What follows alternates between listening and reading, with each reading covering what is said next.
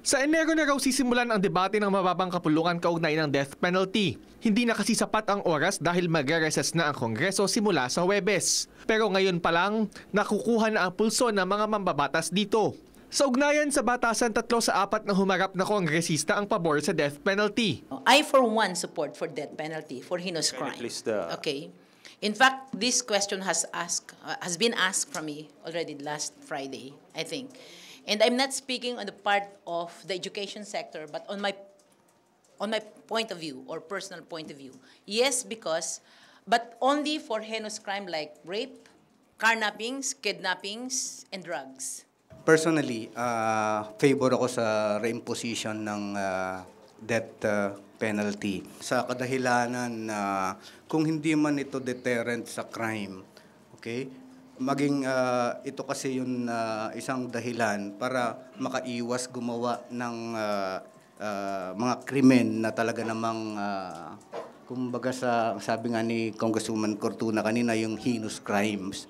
Noong isang linggo, nagsagawa ng caucus ang supermajority para tanungin kung ilan sa kanila ang pabor, di pabor o undecided sa usapin ng parusang kamatayan. Ayon kay Congressman Harry Roque, hindi nalalayo ang bilang ng mga di pabor at undecided sa mga pabor dito. Kaya hindi raw mare-railroad o mamamadali ang pagpapasa nito. Mismong si Roque ay isa sa mga tutol sa panukalang ibalik ang death penalty. Ako po, malinaw ang aking posisyon dyan.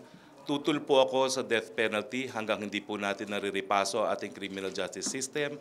Tingin ko po hindi gumagana mga pillars of the criminal justice system at wala pong ebidensya na merong deterrent effect ang death penalty. Ang ating naging karanasan po nung binuwag natin ang death penalty, bumaba pa nga po yung number of heinous crimes. Sakaling maipasa, hindi naman daw basta-basta ipapataw ang parusang kamatayan sa lahat ng mga kriminal. Dadaan daw ito sa tamang proseso sa korte, kaya mga husgado ang magdedesisyon kung sino ang sasailalim sa death penalty.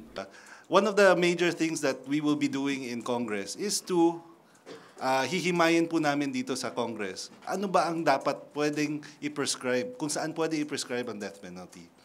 It doesn't be like kagaya ng sinabi ni Congressman Cortuna, for cases like rape, yes, the prescription for death penalty should be there. Pero for, let's say, carnapping, ano ba to? Simple carnapping, carnapping with murder, carnapping with rape and murder, carnapping with multiple homicide, it will be qualified Isa sa mga rason na ibinibigay ng mga tutol dito ay posibleng maging selective ang death penalty kung saan nakakatakas ang mga mayayaman at nabibiktima ang mga mahihirap. Pero pagtitiyak nila, magiging maayos ang pagpapatupad nito sakaling maipasa na. Dapat hindi natin tignan kung ano kung sino yung kriminal.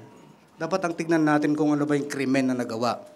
Sa ngayon, pabor sa death penalty ang liderato ng mababang kapulungan. Kasama na sina Speaker Pantaleon Alvarez, Majority Leader Rudy Fariñas, Minority Leader Danilo Suarez at Deputy Speaker Frededil Castro. Kasama naman sa mga tutol dito sina dating Pangulo at Pampanga Congresswoman Gloria Arroyo, Buhay Party List Congressman Lito Atienza, Dinagat Islands Congresswoman Kaka Bag-aw at Albay Congressman Ed Selagman. Para sa PTV News, Jervis Manahan.